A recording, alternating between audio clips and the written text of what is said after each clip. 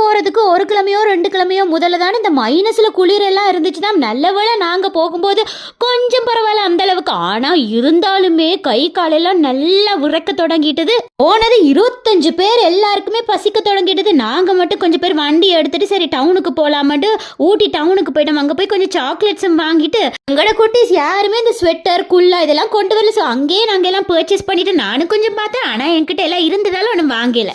அங்கே போன டைமுக்கு எல்லா கடையும் இழுத்து மூடி தொடங்கிட்டாங்க. ஒரே ஒரு கடை மட்டும் இருந்துச்சு. போன பசிக்கு பரோட்டா, அப்புறம் இந்த எக்கு, சப்பாத்தி, கொஞ்சோண்டு பிரியாணி இதெல்லாம் இருந்துச்சு. எல்லாத்தையும் பார்சல் பண்ணிட்டு ரூமுக்கு வந்தாச்சு. அங்கே நமக்கு டென்ட் எல்லாம் போட்டு தந்தாங்க. அப்படியே கேம்ப் ஃபயரும் போட தொடங்கியாச்சு. இரவு 2 மணி வரைக்கும் எல்லாரும் உட்காந்து பேசிட்டே இருந்தேன். குட்டீஸ் எல்லாம் அப்படியே அந்த டென்ட்டுக்குள்ளே பூந்து விளையாட தொடங்கிறாங்க. நான் சொல்லிட்டு நான் ரூமுக்குள்ள எல்லாம் படுக்க மாட்டேன், டென்ட்டு தானேண்டு. அந்த குளிருக்குள்ளே நடுங்கி கேம்ப் ஃபயர்ல கொஞ்சோண்டு சூடாக இருந்துச்சு. அதெல்லாம் என்ஜாய் பண்ணிட்டு நான் படுக்க தொடங்கிட்டேன். டாடா பாய்.